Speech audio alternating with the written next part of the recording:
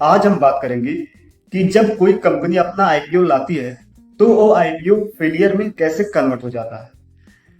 तो तुम्हारे समझने के लिए पहले मैं ये बता दूं कि आईपीओ होता क्या है। आईपीओ का बेसिक मतलब होता है इनिशियल पब्लिक ऑफरिंग, यानी कोई कंपनी पब्लिक को ऑफर देती है कि आप इस कंपनी के वैल्यूएशन में पार्टिसिपेट कर सकते हैं।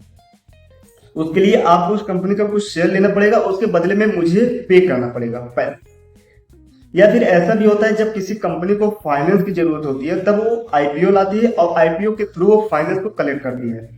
किसी कंपनी को आईपीओ लाना होता है तो पहले उस कंपनी के वैल्यूएशन को शेयर में डिवाइड किया जाता है और उस कंपनी को एक्सचेंज पे लिस्टेड किया जाता है और जो शेयर का प्राइस चल रहा होता है वो प्राइस पे करके हमको उस कंपनी से उस शेयर को बाय करना होता है।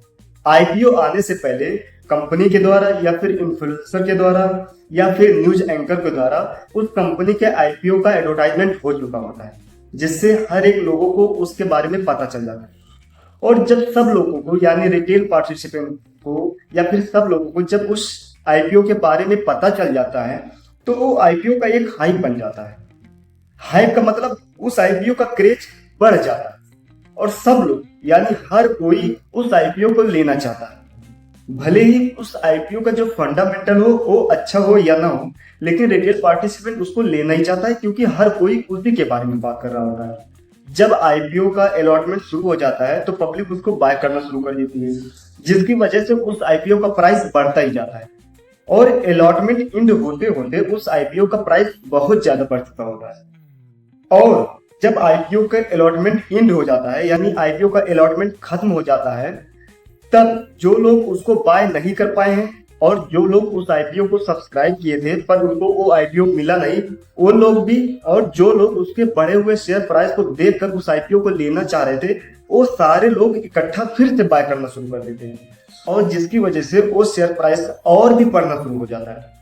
और बढ़ते बढ़ते एक टाइम पर ऐसा आ जाता है जब सबको इस चीज का रियलाइजेशन हो जाता है कि आईपीओ की जो करंट प्राइस चल रहा है वो एक्चुअल प्राइस से बहुत ज्यादा।